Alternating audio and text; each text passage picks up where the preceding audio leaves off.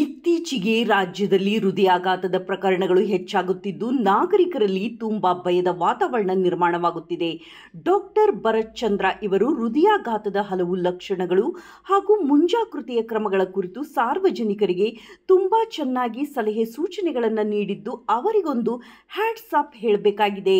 ವರದಿ ಚಂದ್ರಶೇಖರ್ ಸೋಮಣ್ಣನವರ್. ನಮಸ್ಕಾರ, ನನ್ನ ಹೆಸರು ಡಾಕ್ಟರ್ ಭರತ್ ಚಂದ್ರ. ಇವತ್ತು ನಾನು ಮಾತನಾಡುತ್ತಿರುವ ವಿಚಾರ ಬಹಳ ಪ್ರಾಮುಖ್ಯ. ಕರ್ನಾಟಕದ ಎಲ್ಲ ಮನೆಗೂ ಈ ವಿಡಿಯೋ ತಲುಪಬೇಕು. ಏನು ವಿಚಾರ ಅಂತಂದರೆ, ನಮ್ಮ ಹಾರ್ಟಿಗೆ ಹೃದಯಕ್ಕೆ ಸಂಬಂಧಪಟ್ಟಂತಹ ವಿಚಾರ. 8 early signs indicating that you are having cardiac problem that may require check-up. ಈ 8 ಸೈನ್ಗಳನ್ನು ನಾನು ಎಕ್ಸ್ಪ್ಲೇನ್ ಮಾಡ್ತೇನೆ. ಇದೇನಾದರೂ ಇದ್ದರೆ, 1 ಅಥವಾ 2 ಸಿಂಪ್ಟಮ್ಗಳಿದ್ದರೆ ನೀವು ಅರ್ಜೆಂಟಾಗಿ ಡಾಕ್ಟ್ರನ್ನ ಕಾಂಟ್ಯಾಕ್ಟ್ ಮಾಡಬೇಕು.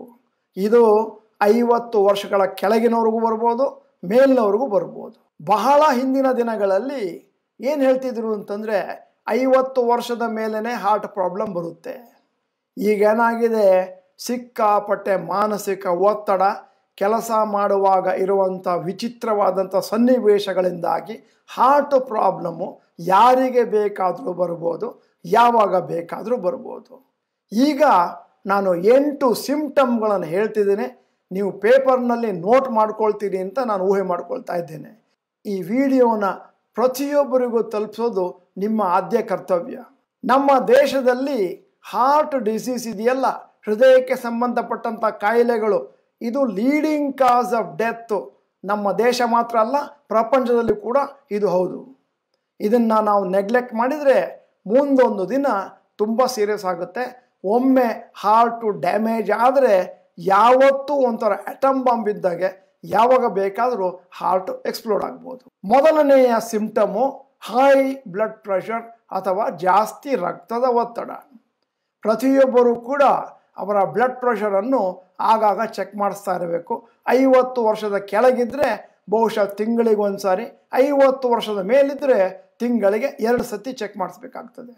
ಅನ್ಕಂಟ್ರೋಲ್ ಆಗಿದ್ದರೆ, ಬ್ಲಡ್ ಪ್ರೆಷರು ಕಂಟ್ರೋಲಿಗೆ ಬರದೇ ಇದ್ದರೆ, ಇದು ಮುಂದಿನ ದಿನಗಳಲ್ಲಿ ಹಾರ್ಟ್ ಅಟ್ಯಾಕಿಗೆ ಒಂದು ಕಾರಣ ಆಗುತ್ತೆ.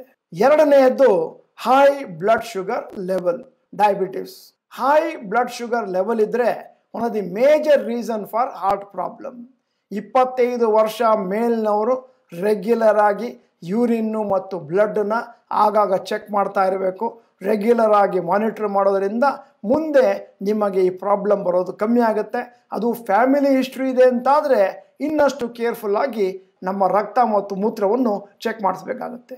ಮೂರನೇದು ಬ್ರೀದಿಂಗ್ ಡಿಫಿಕಲ್ಟೀಸ್, ಅದರ ಉಸಿರಾಡ್ಲಿಕ್ಕೆ ತೊಂದರೆ ಆಗ್ಬೋದು. ನಿಮಗೇನಾದರೂ ಉಸಿರಾಡಲಿಕ್ಕೆ ತೊಂದರೆ ಆಯಿತು ಅಂತಂದರೆ ತಕ್ಷಣವೇ ನೀವು ನಾಳೆ ಬೆಳಿಗ್ಗೆನೇ ನೀವು ಡಾಕ್ಟ್ರನ್ನ ಕನ್ಸಲ್ಟ್ ಮಾಡೋದು ಅತಿ ಉತ್ತಮ. ಯಾಕಂದರೆ ಹಾರ್ಟ್ ಪ್ರಾಬ್ಲಮ್ ಇದ್ದರೆ ಇದು ಒಂದು ಸಿಂಪ್ಟಮ್. ನಾಲ್ಕನೇದು ಚೆಸ್ಟ್ ಪೇನ್.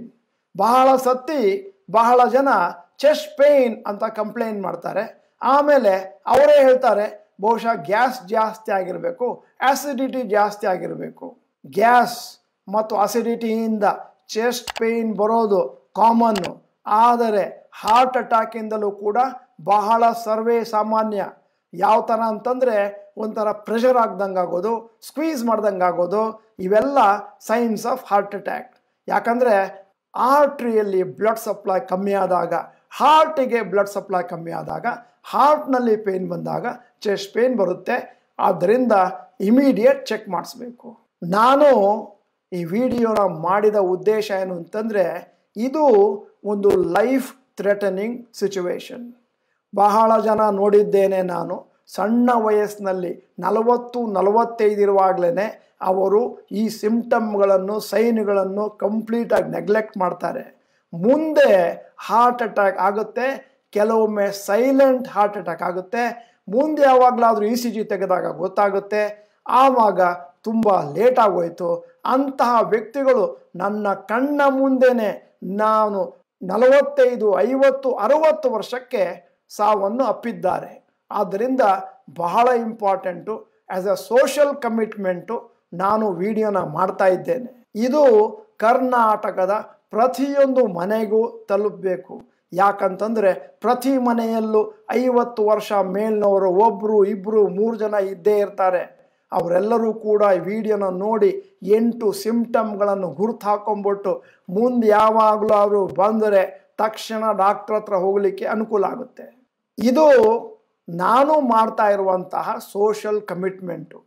ಸ್ನೇಹಿತರೆ, ಈ ವಿಡಿಯೋನ ಬೇರೆಯವರಿಗೆ ನೀವು ಶೇರ್ ಮಾಡಲಿಕ್ಕೆ 1 ರೂಪಾಯಿನೂ ಖರ್ಚಾಗೋದಿಲ್ಲ. ಮೇಕ್ ಶ್ಯೂರ್ ನಿಮ್ಮ ಎಲ್ಲ ಸ್ನೇಹಿತರಿಗೂ 150, 200, 300 ಜನ ಸ್ನೇಹಿತರೆ ಎಲ್ಲರಿಗೂ ವಿಡಿಯೋನ ಕಳಿಸ್ಕೊಡಿ. ಅವರಿಗೂ ಅನುಕೂಲ ಆಗಲಿ. ನಾನು ಮಾಡಿದ ಸೋಷಲ್ ಕಮಿಟ್ಮೆಂಟನ್ನು ನೀವು ಕಂಟಿನ್ಯೂ ಮಾಡಿ ಕರ್ನಾಟಕದ ಪ್ರತಿ ಮನೆಗೂ ತಲುಪಲಿ. ಈ ಲಿಂಕನ್ನು ನೀವು ವಾಟ್ಸಪ್ಪಲ್ಲಿ ಫಾರ್ವರ್ಡ್ ಮಾಡೋದಕ್ಕೆ ನಿಮಗೆ 1 ರೂಪಾಯಿನೂ ಖರ್ಚಾಗೋದಿಲ್ಲ. 5ನೆಯ ಸಿಂಪ್ಟಮು ಅಥವಾ ಸೈನು ಹೈ ಕೊಲೆಸ್ಟ್ರಾಲ್. ನಿಮ್ಮ ಕೊಲೆಸ್ಟ್ರಾಲ್ ಲೆವೆಲನ್ನು ಆಗಾಗ ಚೆಕ್ ಮಾಡಿಸ್ತಾ ಇರಿ. ಕನಿಷ್ಠ ಪಕ್ಷ 6 ತಿಂಗಳಿಗೊಮ್ಮೆ ಇಲ್ಲ 1 ವರ್ಷಕ್ಕೊಂದ್ಸರಿ. ಮತ್ತು ಆದಷ್ಟು ಹೆಲ್ದಿ ಫುಡ್ಡು ಅಂದರೆ green vegetables, fruits, whole greens ಇವನ್ನೆಲ್ಲ ತಗೊಂಡ್ರೆ ಕೊಲೆಸ್ಟ್ರಾಲ್ ಲೆವೆಲ್ಲು ಸ್ವಲ್ಪ ಕಂಟ್ರೋಲಿಗೆ ಬರುತ್ತೆ. 6ನೆಯ sign feeling dizzy and blackouts. Dizziness ಮತ್ತು ಬ್ಲ್ಯಾಕ್ಔಟ್ ಬಂತು ಅಂತಂದರೆ ನಿಮ್ಮ ಬ್ಲಡ್ ಸರ್ಕ್ಯುಲೇಷನ್ನು ಸರಿಯಾಗಿಲ್ಲ ಮತ್ತು ನಿಮ್ಮ ಬ್ರೈನಿಗೆ ಬ್ಲಡ್ಡು ಕರೆಕ್ಟಾಗಿ ತಲುಪ್ತಾ ಇಲ್ಲ. ಆದ್ದರಿಂದ ಮೊದಲು ಚೆಕಪ್ಗೆ ಅಳವಡಿಸ್ಕೊಳ್ಬೇಕು. 7ನೆಯದು ಎಕ್ಸೆಸಿವ್ ಸ್ವೆಟಿಂಗ್ ಅಥವಾ ಜಾಸ್ತಿ ಬೆವರುವಿಕೆ. ಆಗಾಗ ಜಾಸ್ತಿ ಬೆವರೋದು ಮತ್ತು ಸ್ವಲ್ಪ ಕೆಲಸ ಮಾಡಿದ ಮೇಲೆ ಕೆಲಸ ಮಾಡಿದ್ದಕ್ಕಿಂತ ಜಾಸ್ತಿ ಬೆವರೋದು ಇವೆಲ್ಲವೂ ಕೂಡ ಹಾರ್ಟಿಗೆ ಸಂಬಂಧಪಟ್ಟಂಥ ಒಂದು ಸೈನ್ಸ್ ಮತ್ತು ಸಿಂಪ್ಟಮ್ಸು. ಕೊನೆಯದಾಗಿ swelling in the feet, legs and ankles. ಬಹಳ ಜನಕ್ಕೆ ಈ ಪ್ರಾಬ್ಲಮ್ ಇದೆ. ಕೆಲವರು ಸ್ವಲ್ಪ ನಡ್ಕೊಂಡು ಹೋದರೆ, ಸ್ವಲ್ಪ ಒಂದು ಜಾಗದಲ್ಲಿ ಕಂಟಿನ್ಯೂಸ್ ಆಗಿ ಕೂತ್ಕೊಂಡ್ರೆ ಅಥವಾ ಸ್ವಲ್ಪ ಟ್ರಾವೆಲ್ ಮಾಡಿದ್ರೂ ಕಾಲಿನಲ್ಲಿ ಮತ್ತು ಆ್ಯಂಕಲ್ಗಳಲ್ಲಿ ಮತ್ತು ಪಾದದಲ್ಲಿ ಒಂದಷ್ಟು ನೀರು ತುಂಬಿಕೊಳ್ಳುತ್ತೆ. ಇದು ಒಂದು ಕೆಟ್ಟ ಸಿಗ್ನಲ್ಲು. ಆದ್ದರಿಂದ ಮೊದಲು ಹಾರ್ಟ್ ಚೆಕಪ್ಗೆ ಹೋಗಲೇಬೇಕು. ಈ ವಿಡಿಯೋನ ನೋಡೋದ್ರಿಂದ ಬಹಳ ಜನರ ಜೀವ ಉಳಿಯಬಹುದು ಮುಂದಿನ ದಿನಗಳಲ್ಲಿ. ನಾನು ಯಾವ ರೀತಿ ವಿಡಿಯೋ ಮಾಡಿ ನಿಮಗೆ ಕಳಿಸಿದ್ದೇನೋ ಅದೇ ಥರ ನೀವು ನಿಮ್ಮ ಎಲ್ಲ ಸ್ನೇಹಿತರಿಗೂ ಎಲ್ಲ ಮನೆಗಳಿಗೂ ಇದನ್ನು ಕಳಿಸಿದ್ರೆ ಮುಂದೊಂದು ದಿನ ಜನರ ಜೀವವನ್ನು ಉಳಿಸುವಂಥ ಪುಣ್ಯ ನಿಮಗೂ ಬರುತ್ತೆ. ಈ ವಿಡಿಯೋನ ಕರ್ನಾಟಕದ ಎಲ್ಲ ಮನೆಗೆ ತಲುಪಿಸೋದು ನಿಮ್ಮ ಸೋಷಲ್ ಕಮಿಟ್ಮೆಂಟು ಮತ್ತು ಒಂದು ಆದ್ಯ ಕರ್ತವ್ಯವಾಗುತ್ತೆ. ದಯವಿಟ್ಟು ಕಳಿಸ್ಕೊಡಿ. ನೀವು ನಮ್ಮ ಚಾನಲ್ ಮೆಂಬರ್ ಅಲ್ಲದಿದ್ದರೆ ಸಬ್ಸ್ಕ್ರೈಬ್ ಬಟನ್, ಬೆಲ್ ಐಕಾನ್ ಒತ್ತಿ. ವಿಡಿಯೋ ಚೆನ್ನಾಗಿದ್ದರೆ ಲೈಕ್ ಬಟನನ್ನು ಒತ್ತಿ. ಎಲ್ಲರಿಗೂ ಕಳಿಸ್ಕೊಡಿ, ಶೇರ್ ಮಾಡಿ. ಆಮೇಲೆ ವಿಡಿಯೋದಲ್ಲಿರುವ ಕಂಟೆಂಟು ಚೆನ್ನಾಗಿದೆ ಅಂತಂದರೆ ನೀವು ಯೂಸ್ಫುಲ್ ಅಂತ ಕಮೆಂಟ್ ಬಾಕ್ಸ್ನಲ್ಲಿ ಟೈಪ್ ಮಾಡಿ. ವಿಡಿಯೋನ ಸಂಪೂರ್ಣವಾಗಿ ನೋಡಿದ್ದಕ್ಕೆ ಧನ್ಯವಾದಗಳು. ನಮಸ್ಕಾರ.